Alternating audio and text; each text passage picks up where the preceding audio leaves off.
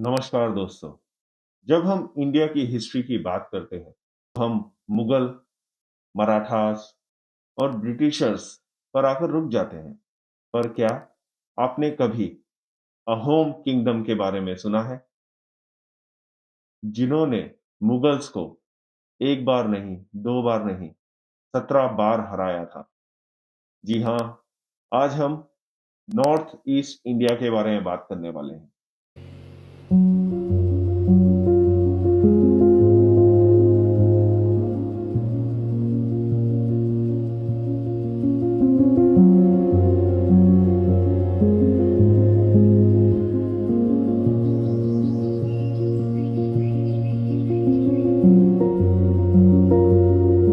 North east India हमेशा से ही एक कल्चरल ब्रिज रहा है, एशिया और साउथ ईस्ट एशिया के बीच में।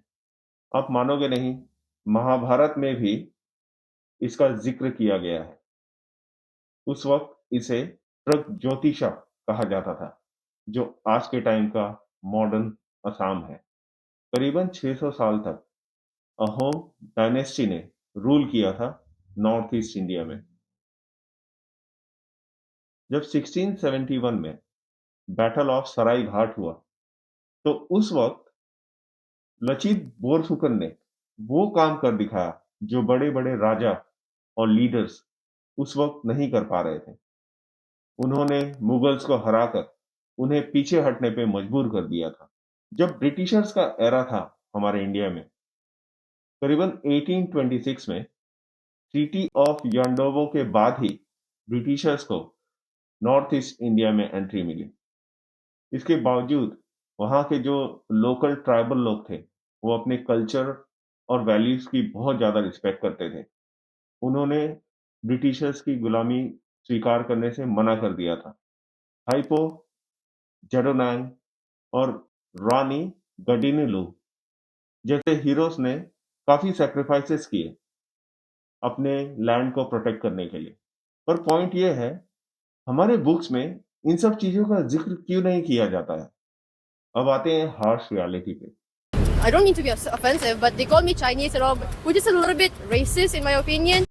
जब नॉर्थ ईस्ट इंडिया के हमारे भाई बहन मेट्रो सिटीज या अपने ही कंट्री के किसी और स्टेट में जाते हैं, फॉर एग्जांपल मुंबई, बैंगलोर हो गया या दिल्ली हो गई, तो अपने ही देश में उनको अजनबियों की तरह ट्रीट किया जाता है। This is a deeply disheartening incident for the whole northeastern region because this tenant owner relationship right there. Where are you from? Oh, are you from Guwahati? Are you from Manipur? Are you from Mizoram? And they will immediately not budge in terms of prices, in terms of the kinds of food you cook, in terms of everything. So it's a very cultural, sociological problem. जी, मुझे पता है कि India का बहुत बड़ा भाग north east India के geography से थोड़ा आइसोलेटेड हो गया है पार्टीशन की वजह से। क्योंकि जो सिलीगुड़ी कॉरिडोर है, जिसको चिकन नेक भी बोलते हैं, उसके वजह से मेन पार्ट ऑफ इंडिया से नॉर्थ ईस्ट इंडिया में आना-जाना काफ़ी कम हो गया है। इस कनेक्टिविटी के इश्यू से हमारे बीच में फिजिकल डिस्टेंस के साथ-साथ मेंटल डिस्टेंस भी बढ़ चुका है। कुछ फैक्ट्स के बारे में भी बात करते हैं। ना तो हमारी बॉलीवुड मूवीज़ में और ना ही हमारे पॉलिटिशियन नॉर्थ ईस्ट इंडिया के बारे में किसी तरह की बातचीत करते हैं। ऐसे लगता है कि इस स्टेट को पूरी तरह से इग्नोर कर दिया गया है। अब जब उस स्टेट के बारे में हम सुनते ही नहीं है, बातचीत ही नहीं होती है, उसकी वजह से हमारी मेमोरी में भी उस स्टेट के बारे में जो इन्फॉर्मेशन है वो काफ़ी धुंधली हो गई है। ये भी एक रीज़न है कि हमारे बीच में डिस्टेंस बढ़ता जा रहा है। और सबसे ज़्यादा जो बड़ी दिक्कत है ना, वो है इग्नोरेंस की।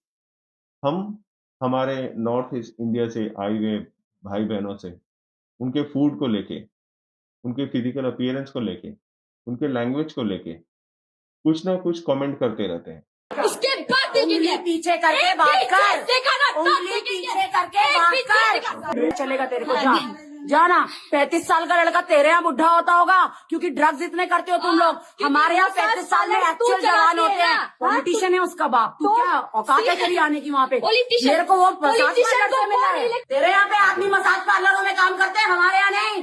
पढ़े लिखे हैं वो।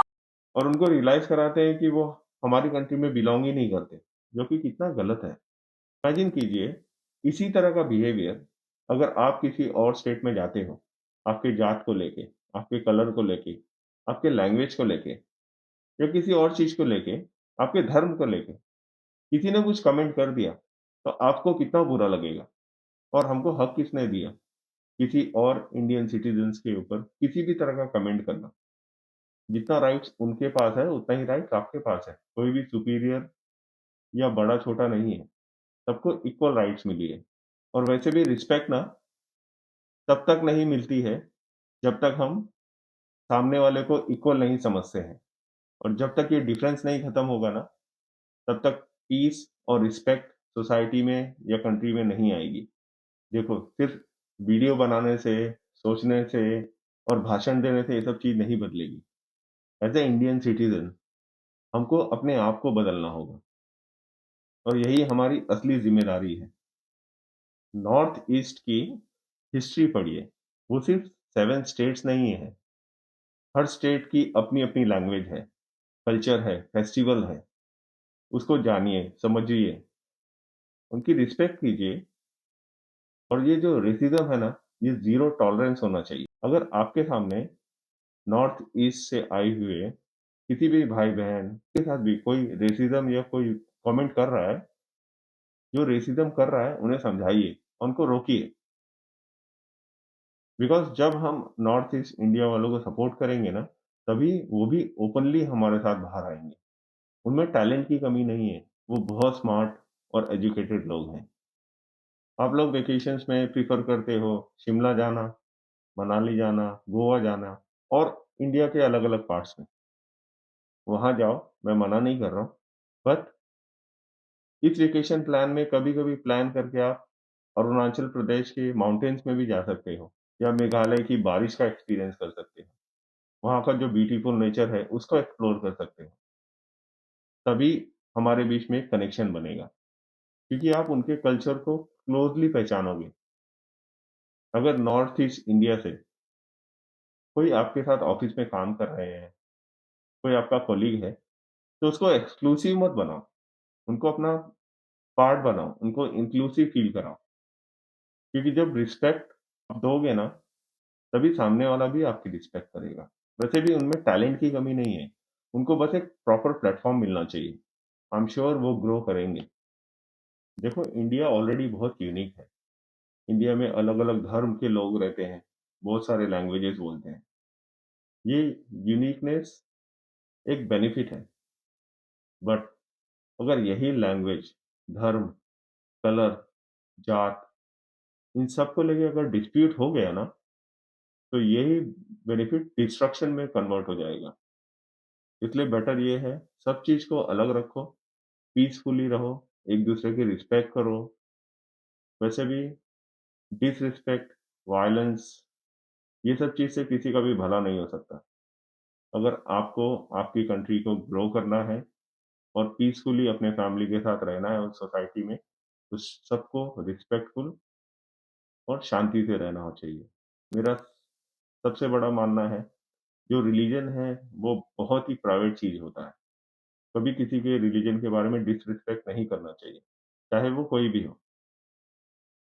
वैसे भी अगली बार जब आप किसी नॉर्थ ईस्ट इंडिया के